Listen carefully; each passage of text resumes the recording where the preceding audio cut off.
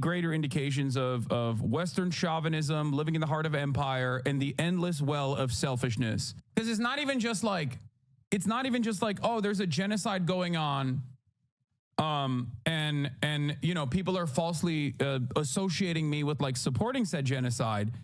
These people are literally saying there is a genocide going on and we like it, and we want to be able to openly say that we like it, and people should be able to fuck me after I say I openly like it, which is crazy, okay? Because like in a world where if you were talking about how people are falsely associating you as a Jewish man or woman with an immediate defense of Israel's actions, I'm right there with you.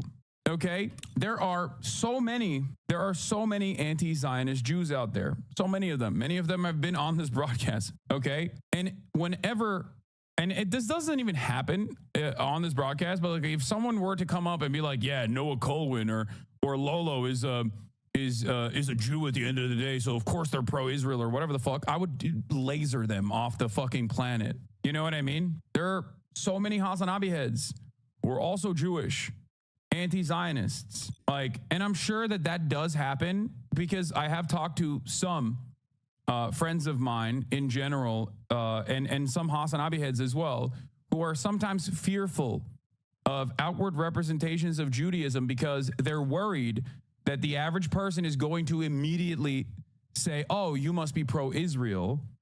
Okay, that is because of the overwhelming amount of articles such as this one, and statements such as this one, and forward-facing Jewish organizations routinely using their Judaism to associate with the state of Israel. It's really fucked up. Anyway, when this author thought she invented hanging out, why Americans suddenly stopped hanging out? If only someone had written a book about this. Someone should really like do that, huh?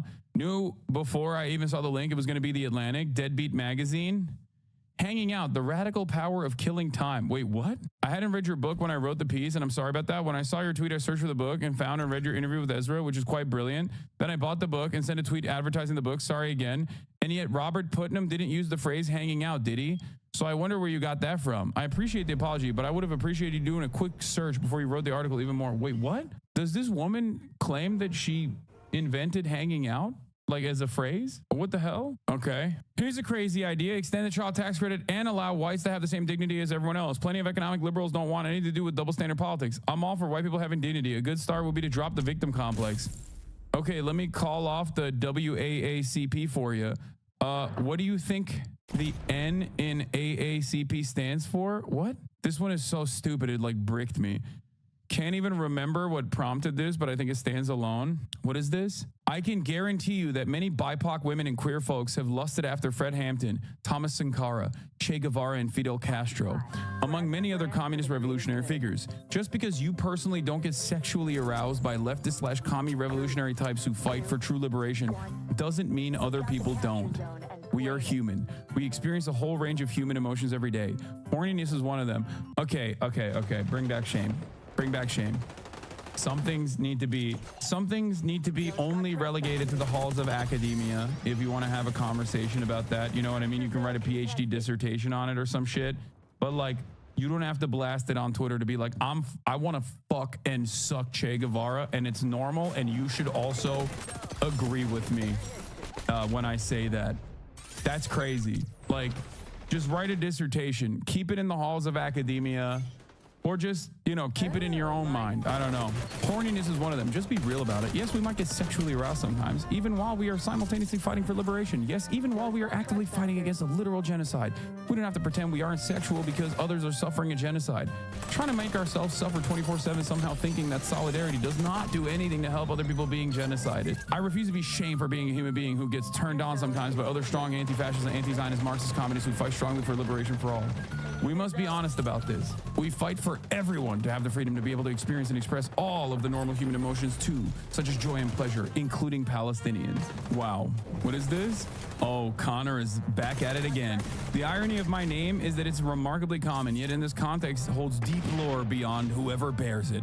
I was thinking that. Not enough people giving you credit for that. Would love to unpack this with you on my show, Adrian. We play Fortnite together in a talk show format. Kind of like Hot Ones. Fire emoji. The fans would love to see it. God, I love Connor. He's fucking hilarious. When the Tumblr CEO accidentally posted his DMs, when will you be honest with your followers that the repeated adult content violations were not pictures like this, but likely ones on your other accounts? Actual names: Irish Big Cock Girl, Burger Foot Job, Furry Vor Burps, Breadstrogen, Cum Burp, Dog Girl Ballsack, Hung Queen, Big Titty Cock Girlfriend, Big Titty Cock, Big Cock Titty Girlfriend, Girl Taint, Musk Mommy, Girl Ballsack, Shower Sharts, Sapiosexual Breeder, Cat Girl Hairball. Yeah, you know what's funny? You don't need to know that this is the Tumblr CEO accidentally posting his DMs. You can just, this context stands alone. Like, if you just clip this part out and just read the statement, you'd be like, oh, someone is doing a meme about the Tumblr CEO accidentally posting his DMs. Breadstrogen, Cat Girl Ballsack, Cum Spangler. Me getting really defensive about his sexuality. Oh, that was funny as well. Yeah, this was, when I got a girl around me, I'm fucking her twice a day. Lol. Ask some of your favorites. Pussy don't control me, but it's like a high. One love to the gay people, but that juicy pussy do it for me. I done ran red lights to get that feeling. Y'all weird on here like devils, lol. Y'all choose to watch rap battles and gossip. I watch Gaza, Israel, Haiti being torn apart. I watch the state of people really poor in real life. Some think I'm different. I think they are clueless to real life. But hey, who am I? Y'all do coke. I don't. Some gay, I'm not. That was actually a banger when Meek Mill got like incredibly defensive over not being gay, and then everyone on the timeline was like, oh, you've definitely had sexual intercourse with men. Posting like a dude who has absolutely had sexual intercourse with men. Oh, I love running through red lights to get that pussy. Woke Jeopardy ideas. Difficult question that require context for $400. Is it better to A, cleanse the earth and nuclear fire, B, vote Republic? What? Again, Elon being an imbecile. Mackenzie Scott plans to give away all of her money. So far, she's given away $16.5 billion. Yet she's even giving away money to nonprofits that aren't asking for money. I'm not stopping until the safe is empty. Super rich ex-wives who hate their former spouse should be filed. Should filed be listed among reasons the Western civilization died? Yeah, this is how the Western civilization dies. Wait, what is this? This is who you're trading against? I don't even remember this guy. Kind of proving the point here, man. Beautiful afternoon in Tel Aviv. Can't find any apartheid, but just had some jalapeno hummus that was excellent. Shocked. Pedo posting. You're a soldier of Alexander. You just broke into the Palace of Babylon and you see exactly this one in one of the rooms. The girl just turned 16. What do you do? What the fuck? Dude, 2024, I think this needs to be talked about. 2024 had infinitely more overt defense of wanting to fuck minors on the timeline than any other year prior. So many people were either outed as pedos or openly defended pedophilia for no reason after others were outed as pedos. That's Sydney Sweeney, Hassan. I know, dude. This is a person of age. It is weird to look at a person who is of age and be like, but imagine if she was 16, just turned 16, was 15 yesterday. Like, what is wrong with you? What? And no comment on the implied sexual assault on this tweet too? What are you talking about? That's automatic. Statutory rape is literally automatically sexual assault, chatter. That's what? We are having a conversation about just that. That is the conversation we're having right now. Okay? It's conceptually understood that minors can't consent. But yeah, post Elon purchase of Twitter, pedophilia has and defense of pedophilia has skyrocketed. I don't know if this is just like my estimation because I'm just seeing it more. I don't know, but it does feel like it has certainly gone up for sure. Let's continue. Love no penis was included to invite contemplation. What? Autonomous man, this is what evolution looks like. You can't hate, stop it, join or die. No penis was included to invite contemplation that the future may defy our expectations in the most surprising ways. I mean, Brian Johnson does take a shitload of estrogen too, no? Guy who is definitely not gay. I love bodacious tatas. Oh, Rod Dreher, my favorite in the closet gay man, Catholic convert. I know a lot of people don't like Richard Hanania, a white supremacist. But any man who can launch and sustain a discourse on how Sydney Sweeney's bodacious tatas are a formidable weapon against the curse of wokeness is doing something urgently right. Carry on, lad. Oh, he's Eastern Orthodox, actually. Sorry. Wait, he's a convert, but to Eastern Orthodox, maybe? Is that what it is? I fucked it up. He's not a Catholic convert. He's also, you know what he also isn't? A straight man. All right. The 90s were 30 years ago, you old hag. It's so cringy to see middle-aged men wearing Nirvana band t-shirts like they're trying to fit in with young people. Like, shouldn't you have your own style from your own era? Yeah, middle-aged men wear Nirvana band t-shirts because they're middle-aged men. No young people are wearing Nirvana brand t-shirts because it is not from their era. Tweet has been deleted. Haven't considered this. Maybe settlers are good after all. There's this weird idea of all settlers as some kind of messianic religious fanatics. Well, I'm a settler and I'm totally a secular geek who plays D&D for a living. Read tons of fantasy and science fiction and watches anime. You are still a settler. Yeah, I am solidly in the middle-aged area. I was 14 when Kurt Cobain died. So I think middle-aged people are able to wear Nirvana shirts. I don't know, maybe. That you don't use religion to justify what you do isn't the win you think it is. I don't need to justify anything to the likes of you. I live because I live. If this isn't good enough for you, I don't care. I don't see you harassing American or Japanese people about why they're alive. That's amazing. Worst brisket. Ugh. Large penis worship is just another form of slave worship. Virtue and penis. Oh, this was a fucking amazing one too. Virtue and penis size are inversely proportional. Shaming men for having small penises is anti-European and anti-aristocratic. Enjoy your free lunch while it lasts, slaves. Your time in the sun is coming to an end. Yeah, the Hellenist hoped of men with small penises.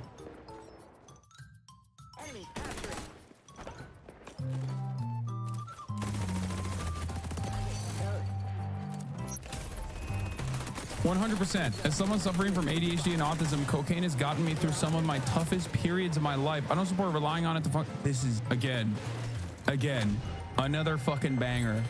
Again, and again, and again. What are we doing right now? Looking at some of the top funniest tweets of this past year. Year in review Twitter edition. That vegan healer saying cocaine helped with their ADHD and autism. I don't support relying on it to function forever, as I myself am on rehab. But I'd be lying if I said it hasn't literally saved my life time and time again. Dogs are settler colonial. It looks like the cut, and people more broadly are beginning to catch up to the idea that dogs in large cities are essentially settler colonial, a way for their owners to move into and occupy more of the urban space than they are allotted, while making it everyone else's problem. Kaya. Did you know that you are settler colonial? Why are you occupying more space than is allotted to you, ma'am? Ma'am?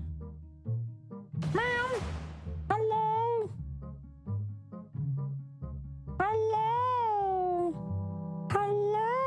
She's zooted out of her mind. Okay, place.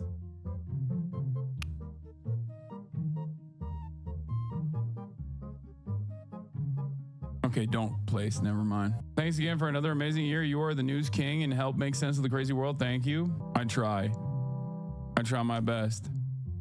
This is an old video, but it makes my heart sing. Outside Fenway on the Wall of Fame. The support for Trump is unmatched. This is for Pedro Martinez. Oh, this was amazing. The year in Hasbara could be a list in and of itself. My wife is a brave Jew. We stood alone at Yale University today. She wore no mask and was proud. Notice the horde hiding behind their masks. This was fantastic. Swifties turned into J. Cole fans this year. People hate Taylor Swift's music because it challenges and forces them to slow down, digest, and engage deeper with what they're audibly consuming. Instant gratification is ruining our ability to fully appreciate music. Brianna Wu had a banner year. This will not be her only appearance. It's not hard to figure out why someone white would have an Asian last name. Oh my God. That's a wild tweet. That's just like, she's like, yeah, I have a fetish. I don't get it. Brianna Wu is a white lady who is married to an Asian man, which is perfectly valid, perfectly normal. Who gives a shit? However, having said that, and I think she might have been responding to me on this, you know, she maybe took it a little too far. Why not just post your husband alone and be like, this is my wonderful husband who I love and deeply admire, and that's why I have his last name. You didn't have to. She's a libertarian. It all makes sense now. Oh my God. From the ranks of libertarian guys with Asian wives comes libertarian wives with Asian guys. Oh, that's amazing. I didn't even think of that.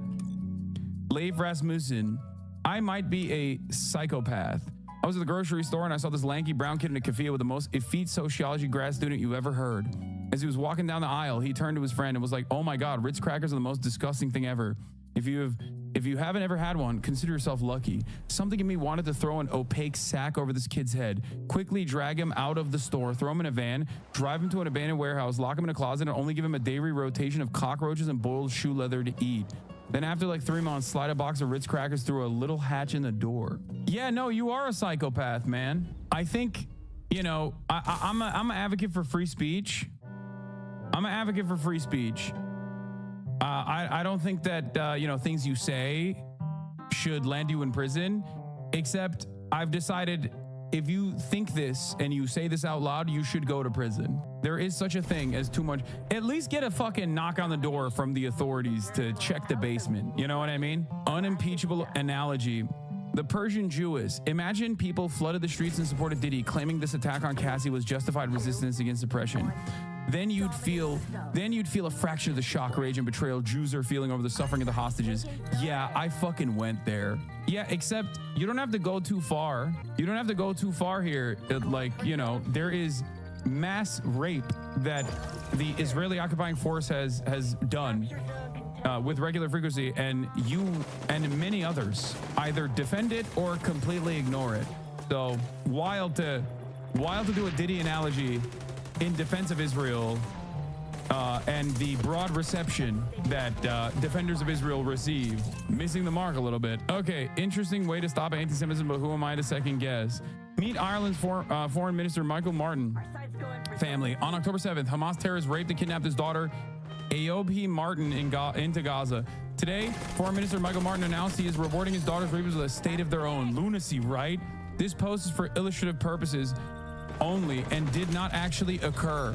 Pronounced Eva? Okay, sorry. Yeah, that was a fucking... Stop anti-Semitism is so insane. It's awesome.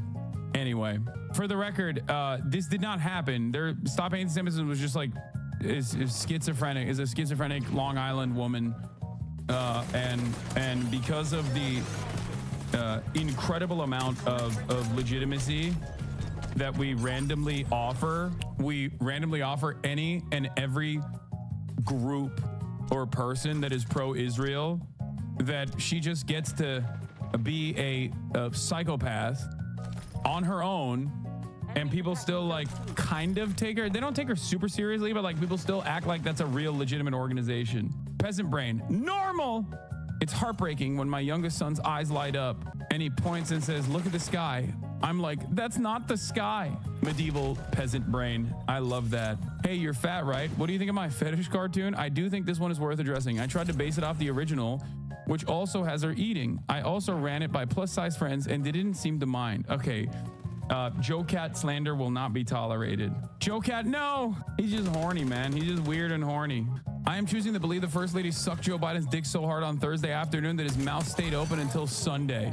Let that one sink in a little bit. Let's perhaps the most like the police anyone has ever looked. A group of black teenagers started calling me police as I walked past them in Manhattan today and kept repeating it. I don't think I look like the police. The Lindy Man, Luigi Mangione's favorite author. Never forget, Paul Scalas might have triggered Luigi Mangione into doing something. Literally, I will never forget. Work means playing Diablo and posting 18 hours a day. Everyone is praising Mark for this video, but I personally still think he sucks. May he continue to have fun on his yacht. I prefer to work. Yeah, Elon Musk working. Black Americans were offered to go back to Africa by Lincoln. They chose to stay and took active part in American expansionism. So Black Americans should at least be considered colonizer collaborators. Hard to swallow pills. Black Americans are much more colonizers than Israeli Jews. Oh my God. This of tweet from, this is my favorite genre of tweet from Israel defenders, is that they randomly will get like so unimaginably anti-black. It's fucking awesome. Yes, people whose ancestors were brought here as slaves against their will, forcibly ripped away from their homes and endured mass rape and were trafficked as cattle, are actually significantly more a colonizing force than dudes who flew in from Long Island to take a random Palestinian family's ancestral home. Yeah, no, totally incredible stuff. Pundits, Joe Biden needs to drop out. Biden, no. Oh, this was a banger too. God, so many good stuff happened. Like, so many good stuff happened around July. So many incredible takes. This one, probably one of the best of the year. Pundits, Joe Biden needs to drop out. Biden, no. Pundits, but we really want Joe Biden to drop out. Biden, no. 8 House Dems. Joe, the pundits say you need to drop out. They really want that. Biden, no. George Clooney, come on, Joe. Just relax. You'll like dropping out. Biden, no. Voters, no means no, motherfuckers. Politics and rape culture are too similar for comfort. Excellent. Biden Dead Enders in and of itself was a unique genre of tweeting that I think we only get once in a lifetime. You know what I mean? I mean, this is also obviously in the halls of the greats. To answer the question on everyone's minds, no, Joe Biden does not have a doctorate in foreign affairs. He's just that fucking good. Okay? Fantastic stuff. Thank you. I've never realized just how much this country hates the elderly until last week. It's really shameful, and I don't know what to tell you, but 81 is not that old. If 81 is not that old, what's that old? Guys, I could really use some love right now. I just let my miserable liberal wife know who I am and how I feel. Pretty sure we're done. Libtard wife. Start every day with lots of self-love. What is the ChatGPT prompt? Why did a lot of African Americans like the jazz singer? Incredible. Pits out for Kamala. Love this trend. I didn't even know this was a trend. A client accidentally double paid a $15K invoice recently. I called to let them know and said I would shred the check. They asked me to please mail the check back to them. I had to use ChatGPT to learn where to buy a stamp. I went to Walgreens, and they made me buy 20.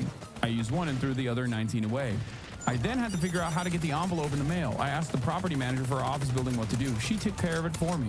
Not knowing how to send mail is a huge competitive advantage. When I was growing up, friends would take out their balls and put them on each other's heads when they were laying down. Years later, I read an article by a veteran who described this happening in the military, and he said he was sexually assaulted. So stupid and pathetic.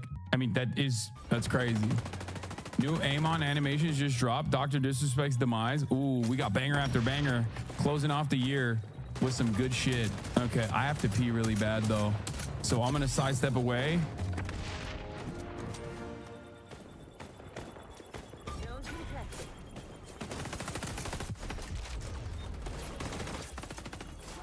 When one thinks of charity fundraising, one may think of galas, auctions, perhaps a regatta, or even a polo match. For YouTuber Jake Doolittle, his go-to fundraising seems to be shaming his viewers for donations and threatening other YouTubers with blackmail. Y'all, this might officially be the most unhinged, bizarre, frustrating story that I've heard in a minute on this channel, so let's dip in. There has been no YouTuber who has ever inquired or donated any money. And throughout this video, I'm not going to name names, but I would like you to know that I am going to name names at some point, possibly next month or so, if my following up with these people amounts to nothing and I keep getting ghosted. Oh, hi, hello, it's Swoop, and welcome to the dark waters of the sus pool, the place where everything and everyone is sus, maybe even us. Come on in, the water's fine. I heard y'all, okay? Maybe even us was the winner, so we're going with with it. Welcome back, Suspirians. I hope you're feeling the spirit of giving this holiday and New Year's season, because today's video is all about the joys of giving back, and I guess the consequences if you don't. If you're new here, welcome to my second channel. On my main channel, Swoop, I do full-length deep dives, and over here, we don't. We don't go deep, okay? We dip. We dip into the dark waters of the cesspool where everything is unhinged, so welcome to the chaos. If you're into mind-bending, dark, and twisted tales, subscribe to this channel, bring a towel, tell your friends, and go ahead and tickle the like button under the mistletoe, because she's been a naughty girl, and she's getting coal in her stocking. Also, you can grab your very own pieces from the first ever cesspool collection, available right now and linked below, so you can check that out. All right, we're gonna skinny dip into this intense story in a moment, but first, it's check-in time. I know we're smack in the middle of the holidays, and a lot of you are either traveling or having people visit, and if you're anything like me, you might be a little exhausted, right? Okay, maybe like a ton exhausted, and tasks like having to go to the grocery store, meal prep, and cook just to have to do the dishes. Honey, I need a break, okay? And don't even get me started on trying to set healthy eating goals, which is why I love Factor. So a huge thank you to Factor for sponsoring today's video. Factor makes meeting your nutrition goals easier than ever by delivering fresh and never frozen, dietitian approved meals right to your doorstep. Every meal is delicious and ready to go in just 2 minutes. Now, I've been using Factor for almost a year now, and every meal is amazing, and they have saved me so much time and stress. You can skip the grocery stores, the meal planning, the prepping, and the cleanup. You can eat stress-free with Factor's delicious ready-to-eat meals. All you have to do is heat for 2 minutes and enjoy, and have more time doing the things you love, or like, you know, maybe take a nap. And the meal options are seriously so delicious. You can choose from a weekly menu of over 35 meals, including popular options like Calorie Smart, Keto, Protein Plus, or Vegan and Veggie. You can also discover more than 60 add-ons every week, like breakfast, on-the-go lunch, snacks, and beverages like protein drinks and juices. It's really the perfect way to feel up for your new year and your springtime goals. And everything is so good. Like, I had the most amazing pesto bacon and tomato chicken bake one night, and a delicious Tex-Mex beef bowl with green chili cheese sauce, and a cauliflower rice the next. And oh my gosh, they were literally phenomenal. Like, some of the best meals that I've had in a while, and it only took me 2 minutes to make. I love it. And better yet, you can skip the overpriced takeout trap. Factor is cheaper and better tasting, with chef-crafted, restaurant-quality meals delivered right to your door, and Factor is flexible. You can easily change your order up every week with plans from 4 to 18 meals per week, or pause or reschedule your deliveries anytime. So if you're like me and you want the joy of not having to think about your meals, saving your precious time, money, and skipping the grocery store, head to factor75.com or click the link below and use code 50swoop2, that's 50swoop2, to get 50% off plus free shipping on your first Factor box. That's code 50swoop2 at factor75.com to get 50% off plus free shipping on your first box, and treat yourself, honey. Okay, buckle up, because this story is the definition of unhinged. I don't know what else to say. This story, I don't. Oh, okay. Let's dip in to the cesspool.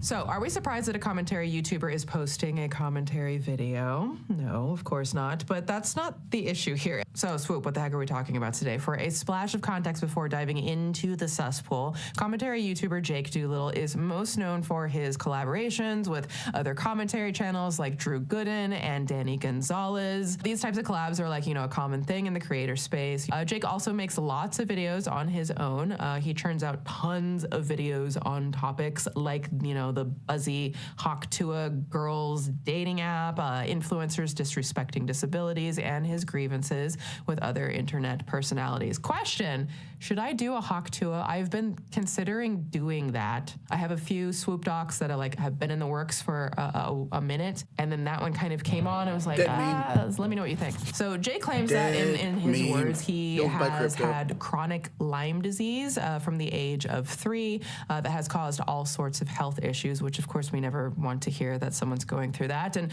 I'm not here to comment on his health. Jake attributes his own health struggles as the inspiration for starting his nonprofit, Never Stop, that aims to give monthly grants to help people with medical bills. That sounds amazing, right? Giving back, a cause close to his heart. He must have, you know, a lot of integrity and pride around his work with Never Stop. They seem to have sunk into the watery, dark depths of the cesspool because Jake Doolittle decided to post a video titled "I'm Frustrated with Commentary YouTubers," where he dragged basically like all YouTubers that he's ever met or like had a acquaintanceship, that's not a word, but we're gonna go with it. Basically dragging all of them for not donating all of their extra money to his charity. Yeah, I'm not even paraphrasing. This story is unhinged, okay? Just wait. So maybe hearing him explain it will help put it into context. All right, so what's going on, Jake? Today is going to be a little bit of a different video because I am frustrated with a lot of your favorite Swoop was creators. literally I've been talking to wanting Jake It's always a Doolittle. fun way to start out a video. Frustrated with your favorite creators.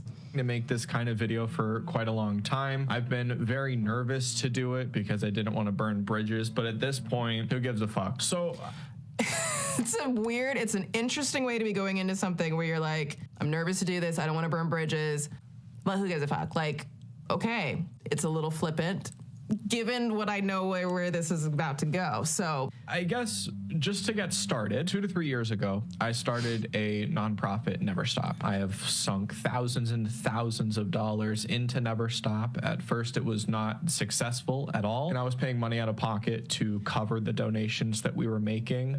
So like, I think him creating a nonprofit is incredible, right? Like that's genuinely a very good thing for someone to do. It is a lofty goal. It takes a lot of work, time, energy, money, resources, and money to get something like that off the ground, to get it successful. And I mean, there are, I don't know, zillions, hundreds, thousands of them created every year. Some of them survive, so a lot of them don't. And it's not an easy field to get into at all. Right off the bat, like kind of framing it as I sunk a lot of money into it. It's the thing that should be expected. If you create a nonprofit, you are going to fund, more than likely, unless you have a lot of rich benefactors or investors, you're going to fund your nonprofit with your money until your nonprofit that you created, that you needed to fund with your money, gets some donations coming in. I mean, it's literally a business. Nonprofits are businesses. They're just handled differently, taxes and all that kind of stuff. Beginning, it was more of a grassroots operation where I was just sending people money through PayPal, and I was trying to fundraise as much as possible. But now we are a nationally recognized nonprofit, and we just received our first grant. We have 7 volunteers, 1 part-time employee, a treasurer on board. Like, this is a fucking real operation here. And I gotta say, number one, applause for creating a non-profit. Again, I just do need to just point out, like, being nationally recognized, nonprofit, all of that kind of stuff is literally just sending in a form to the IRS. Like, it's not that difficult. Getting the groundwork and the framework of the business can take a lot of work, but submitting a form to the IRS is probably the easiest thing in order for it to get nationally recognized in that regard. But bravo. since the nonprofit has been an official IRS recognized nonprofit, we've given $500 a month. And then before then, it was just basically whatever I had to give. Now, over this time, as you may know, I have grown on YouTube. I'm almost at 300,000 subscribers, which is absolutely amazing. And Congratulations. I cannot thank you enough for that. You're welcome. But there has been no YouTuber who has ever inquired or donated any money to Never Stop. Okay, that is so... I'm sorry. This whole thing is so ridiculous to me. Not the nonprofit. I think that's incredible. The fact that he is saying there's no YouTubers ever reached out to him about his nonprofit and donating to it is such a wild, bizarre move. I have no idea why he's doing this. There has been no YouTuber who has ever inquired or donated any money to Never Stop. And it's also the Zoom and the Zoom and the Zoom. There's been no YouTuber that has ever reached out to him over this charity is such a wild thing because, number one, why should they? Nobody owes anybody anything. Well, I mean, you know what? Nobody owes you their money. That's what I'm getting at. No one owes you a donation to your nonprofit. Is it a great thing if it happens? Absolutely. We want that. We don't want to put negativity around that. And this is putting nothing but negativity around that. And also, number two, the idea that every YouTuber even knows that your nonprofit exists is such a wild thing to me. Like, why would you assume that they know that it exists? I've actually even sent merchandise to creators to try to get them to talk about Never Stop, and it only worked with one, and that I literally don't understand why he made this video and thought that it was a good idea. Because again, you're not entitled to anyone's money. When you talk about sending out merch, that's a great idea. That is a great idea to get attention to your nonprofit. And now that sounds like a bribe. Instead of it being a marketing tool in a toolbox in your arsenal, because you just have to understand that's just a business expense to try to get the nonprofit off the ground. Sometimes it'll work, sometimes it won't. And then you keep it pushing.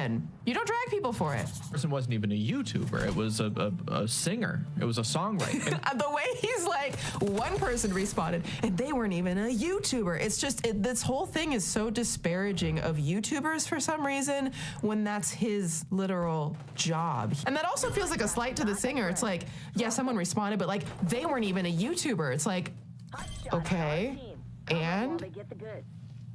Throughout this video, I'm not going to name names, but Not the but. would like you to know that I am going to name names at some point, possibly next month or so, if my following up with these people amounts to nothing and I keep getting ghosted. My gosh. You've heard anything about this story? Like, the first thing I heard is like Jake Doolittle blackmails YouTubers, and I'm like, what is this all about? And blackmail is a very strong word. And now I understand why people are applying that word to it. Is this like the absolute concrete textbook definition of the word? I don't know. Maybe if we can like find the definition of the word, we'll put it up right here. Here's the definition of blackmail. You let me know in the comments if you think this is the literal textbook definition of it. But it's wild to me to, number one, sit down and say, I'm not gonna name names.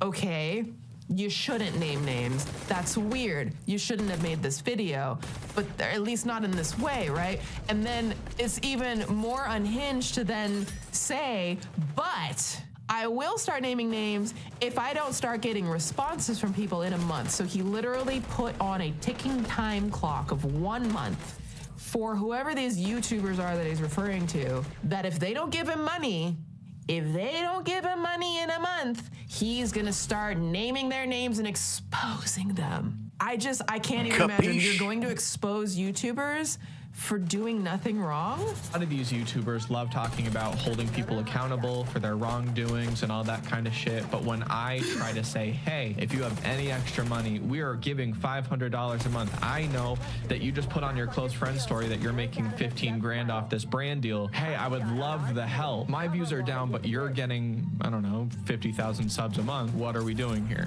What are we doing here, Jake? What are we doing here? I understand that there could be frustration, like if he's having like views down or something, I can understand that frustration. But what is there to be held? You know what? I think I'm starting to come around. I think I see where he's coming from. I too see Jake Little as the center. I'm with you. Makes sense to me. Thank you. Held accountable because you asked people for their money and they didn't respond? What do they need to be held accountable for? Wow. I think there has been a creator that I've worked with that I haven't told about Never Stop. I bet there isn't a creator that he hasn't met or worked with that he hasn't told about Never Stop, because he never stops talking about Never Stop, which is a good thing in theory, because you should be excited about your passion project, the nonprofit. It's for a good cause. It's got a great underlying principle to it. If you are saying that you reached out to a bunch of creators, number one, you're not entitled to them. You're not entitled to their time. You're not entitled to their money. I've experienced people thinking that they were entitled to my time and demanding that I, cover this topic or demand that I get it done sooner. One thing about Swoop, she gonna take her time for a number of reasons, chronic illness being one of them, right? So he should know that.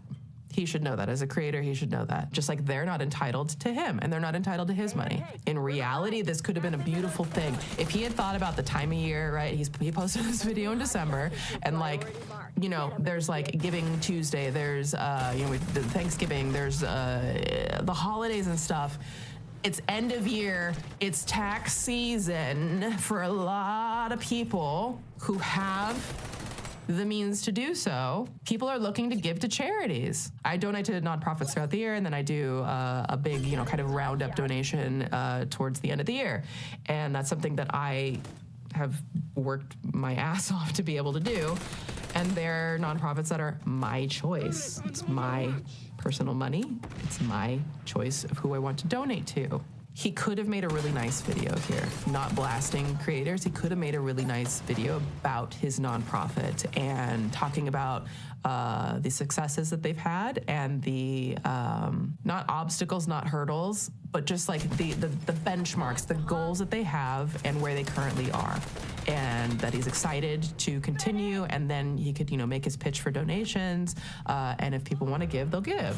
Person that has been willing to work with me is a beautiful soul who is a artist. I don't want to name names, but if you want to figure it out, you most likely can. The other thing that's like really frustrating about this is like his viewers are watching this, right? And like it's not just that he's complaining about being entitled to YouTubers, not singers, but YouTubers' money. His viewers are watching this, and I would imagine that there's probably a decent percentage of his viewers who don't make near the income that he does, who would be watching this and feeling like, dang, he's mad, you know, that these YouTubers aren't giving money. So like he probably by proxy is mad that I haven't donated, you know, and then it creates like this weird shame loop for his audience.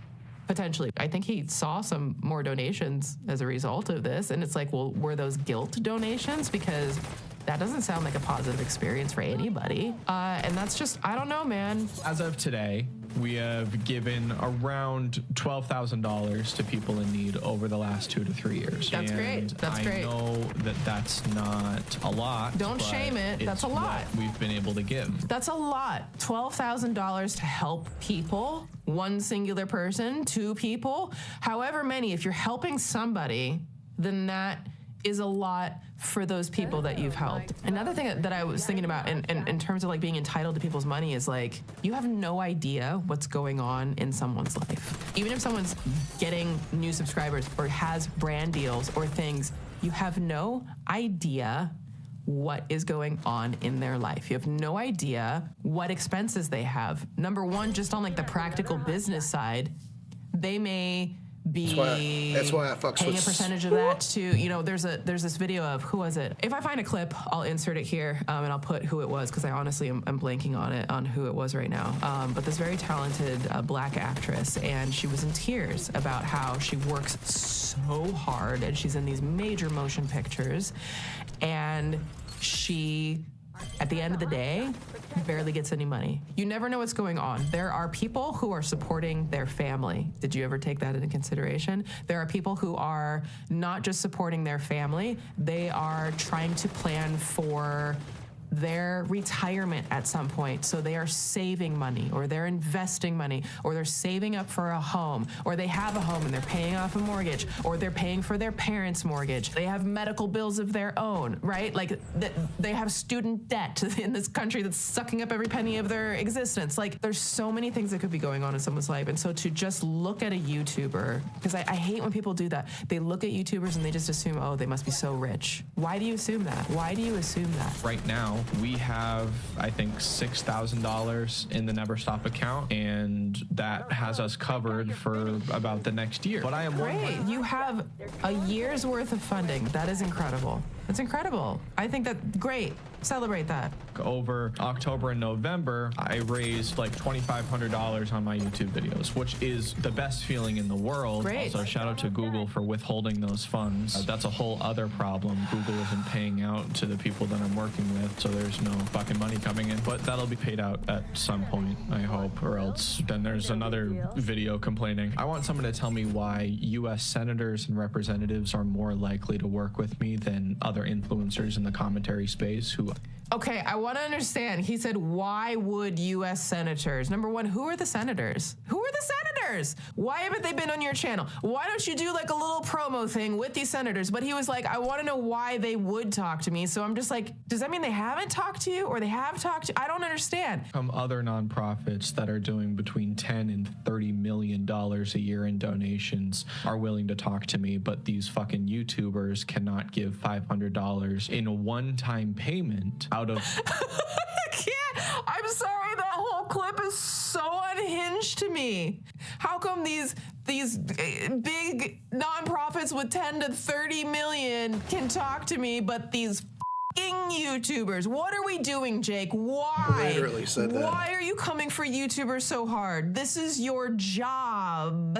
And then why do you think that this would help anyone want to donate Because to you need your to very just nice-sounding accept the fact. nonprofit? Just Why surrender don't to you the work with them? will If they're having conversations of the with you, Doolittle, the then center have of the those universe, conversations, source of all. right? Wouldn't they be the ultimate resource for learning, understanding of, you know, how best to do this? What are some tips for fundraising? All of the, but no, some YouTuber needs to give him $500 a month, I guess. Otherwise, they're going to be exposed. By the way, all of this you can write off on your taxes. I don't know how many times I have to say this. These are people who are getting a shit ton of money and will not know what to do at tax time. And this is a way to offset that fucking tax bill. But I guess there's no knowledge there. So because I'm sorry.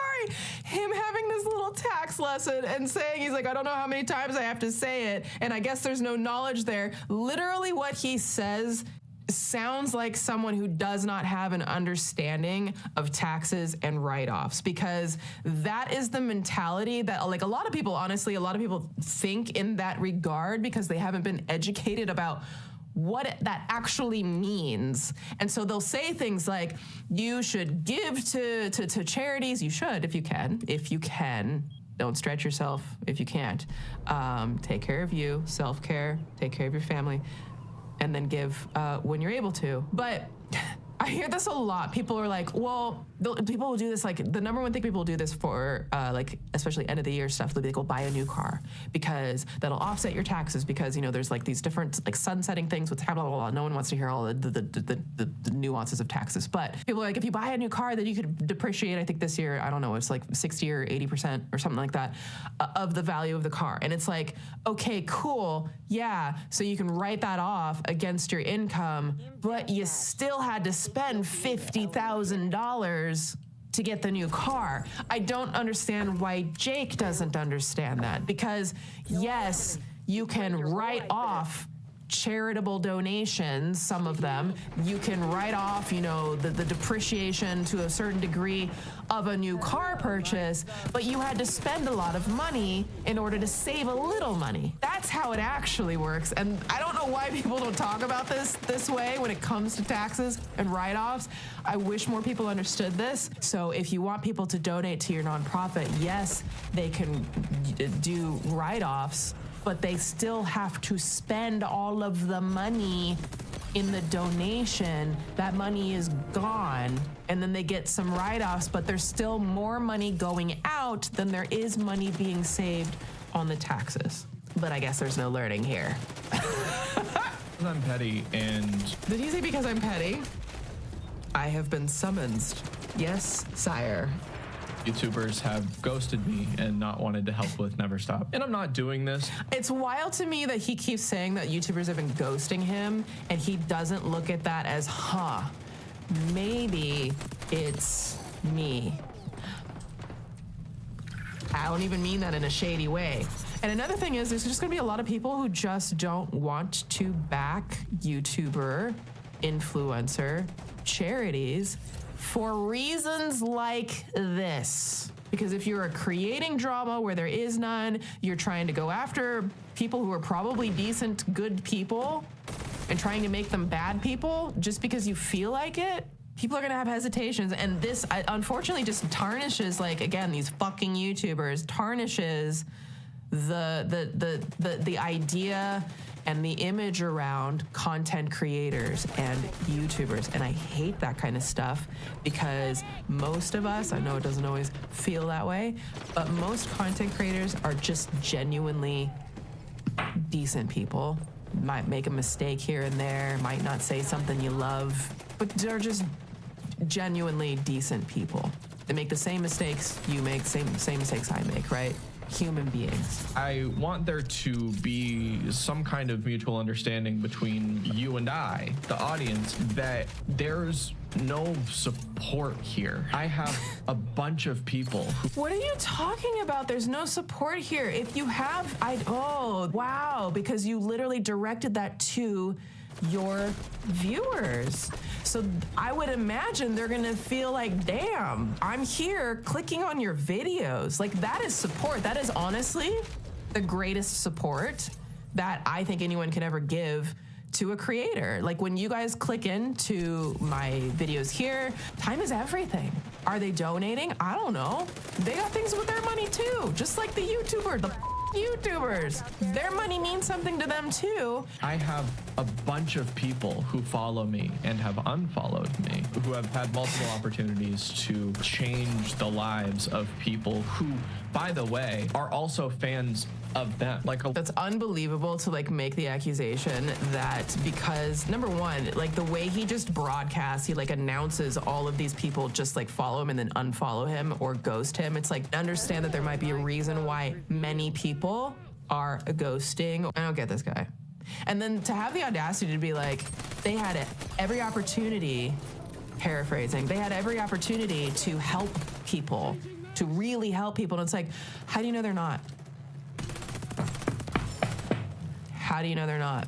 They might be donating to a different charity, or their content might be helping people, or they might be doing something behind the scenes that nobody knows about to help people, or they might be helping their family, or they might be taking care of themselves because they need a little self-care. Or. Preach. A lot of us have crossover in our audiences, and it's super frustrating. So here's an example that happened literally last week, and this is one of the reasons why I wanted to make this video. So this is somebody who I have spoken to, we have made content together, and we were following each other on social media. This person would comment on my stuff all of the time and would send me DMs about some of the stuff that I posted. It's very... I hate that he's like narrowing down the field of who this might be, because it is so unfair. So this person posted how much money they're making on their public story, okay? And so I swiped up and was like, hey, that's a lot of money, or like, that's a lot of people supporting you. That's insane. Congratulations. Then the person responded to me and was like, thanks, you know, it's crazy. I'm trying to do good with my money. And this was just supposed to be an exchange of me saying, hey, congratulations, that's insane. And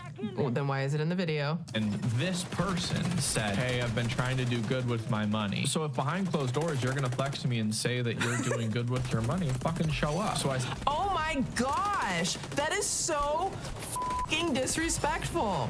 If you wanna flex saying you're doing good with your money, number one, why is that a flex? Why would that be a flex for someone to say, I'm trying to do good with my money? And number one, that could... Projection. We were supposed to win that. Projection. Projection. Oh, that shit is right there. Trying to flex? Are you trying to flex, brah? I got a charity, man. Shut up, bitch. mean so many different. Trying to do good with my money could literally mean I'm I'll trying get my ass kicked to in XDefiant. increase I'm the gonna get out of bag here. so that I'm I gonna could jump do into some COD in a X, Y, couple Z, minutes. whatever their goals, or support their family.